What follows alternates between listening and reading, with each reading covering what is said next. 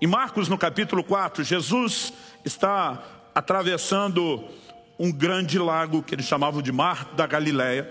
A Bíblia diz que um grande temporal de vento vem, as ondas estão arremessando contra o barco. E a Bíblia diz que Jesus estava dormindo.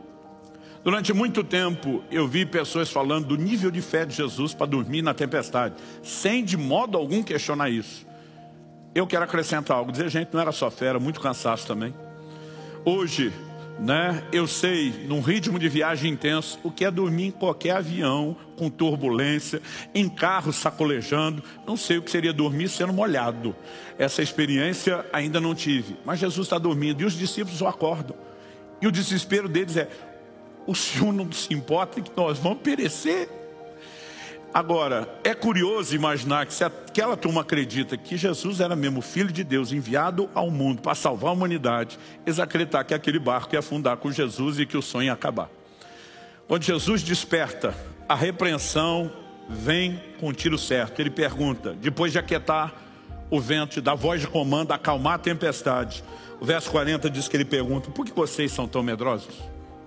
Como é que ainda não tem fé? Em outras palavras, estão andando comigo o tempo todo, já tiveram toda a chance de constatar que eu sou quem eu digo ser, diante de tudo que eu estou fazendo. Como é que vocês não têm fé?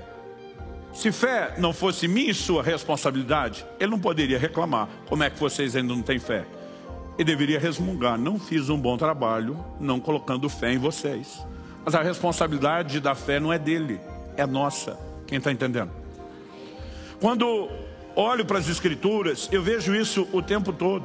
Em Atos, no capítulo 3, a Bíblia fala a respeito de um paralítico que foi curado por Pedro e João na porta do templo. Na hora de explicar, verso 12 de Atos 3, a Bíblia diz, quando Pedro viu isso, uma multidão atônita, dirigiu-se ao povo dizendo, israelitas, por que vocês estão admirados com isso, ou porque estão com os olhos fixos em nós, como se pelo nosso próprio poder ou piedade tivéssemos feito esse homem andar? Em outras palavras, ele está dizendo que tem nada a ver com a gente, não é o nível de piedade, não é o nível de unção, não é o nível de poder que a gente carrega. Verso 16, a explicação, pela fé, no nome de Jesus, é que esse mesmo nome fortaleceu esse homem que vocês estão vendo e bem conhecem. A fé que vem por meio de Jesus, deu esse homem saúde perfeita na presença de todos vocês.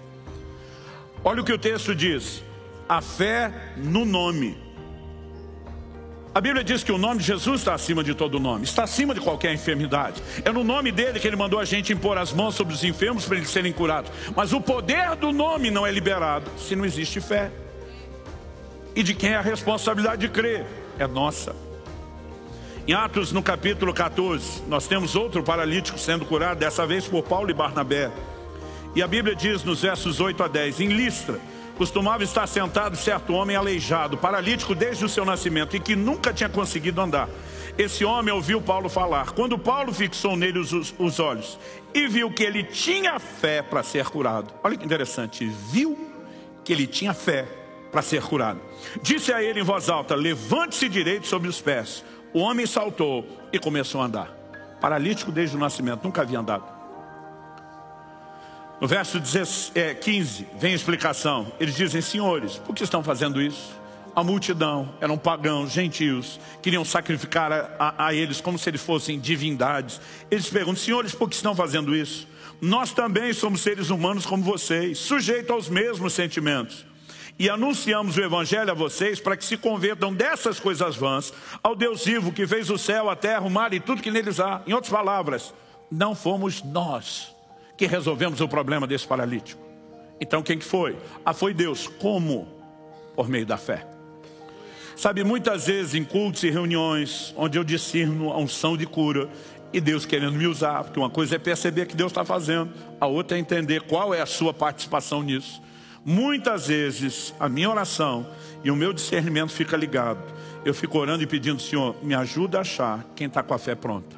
Porque depois do primeiro curado, isso vai contagiar a fé dos demais. E acredite, é difícil explicar, mas muitas vezes por discernimento a gente consegue ver quem tem fé.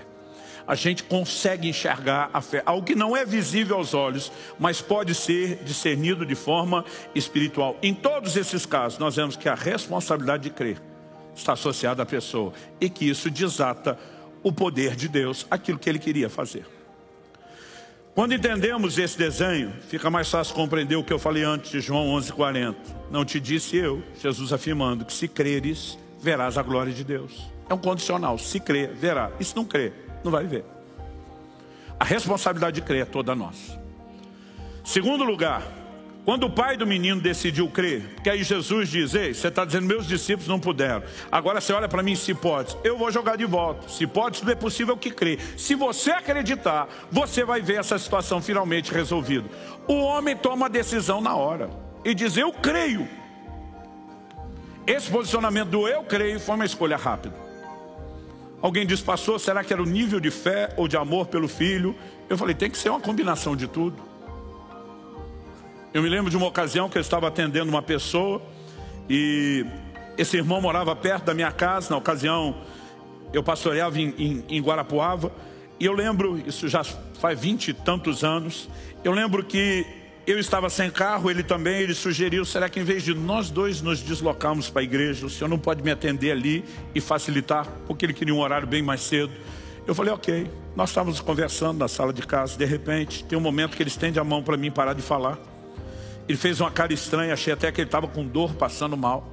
De repente ele olha para mim e diz, Deus está mandando a gente parar de falar agora e orar pelo seu pai. Temos que orar pelo seu pai.